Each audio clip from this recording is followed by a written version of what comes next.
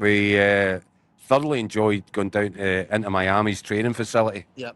Oh my God, what a place that is Aye. to watch Scotland train for the first time. Honestly, 50,000 square feet. The facility, 7 pitches. And by the way, $60 million. $60 million. The pitches, I don't think they were mowed by a lawnmower. I think somebody's taken a pair of scissors to them or something. I've never seen, honestly, it was like walking out in centre court at Wimbledon. It was that impressive. They were so good. It was like artificial grass. Yeah. But it wasn't It was artificial real. grass. It was the real deal. And actually, Daniel was part of that.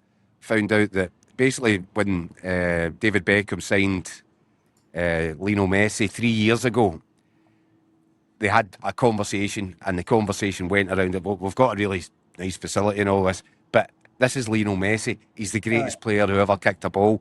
Lionel, you come in, take a look at this facility, and see anything you want, you get.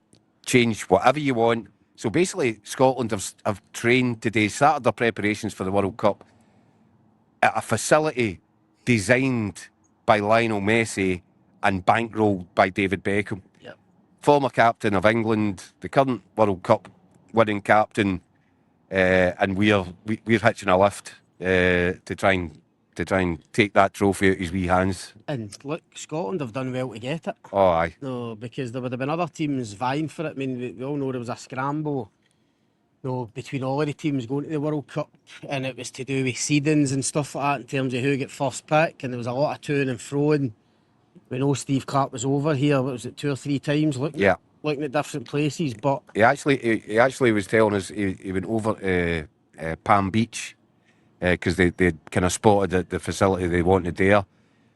He goes into that a little bit. I have to tell you, we were literally just come away from Steve Clarke's first press conference at this World Cup, and it is embargoed. The stuff will be online from 10:30 tonight.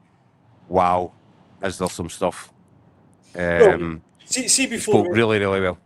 Before we come on to that, Keith, I mean, anyone watching at home, they can see clips of Scotland training today at Inter Miami's plush training ground. I just wanted to ask, are England not in Miami as well?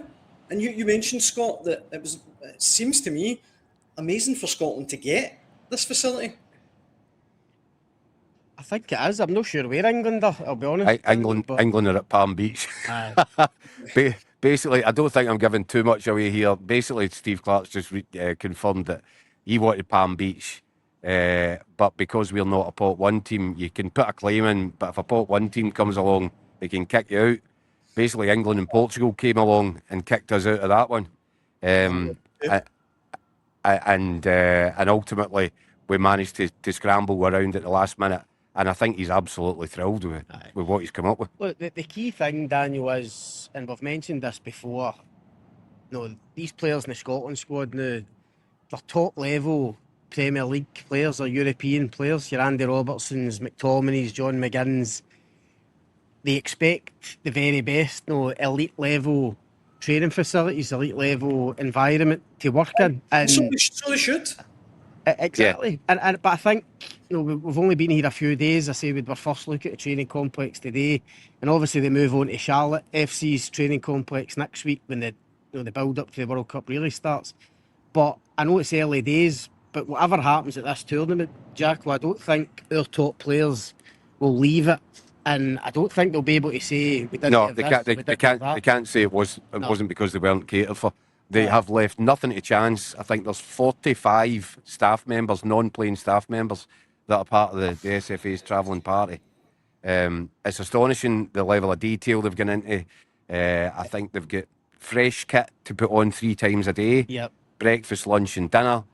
They've been told, don't swan about in the hotel wearing sweaty training gear. Here's new stuff. There's a truck, all that stuff got delivered last week.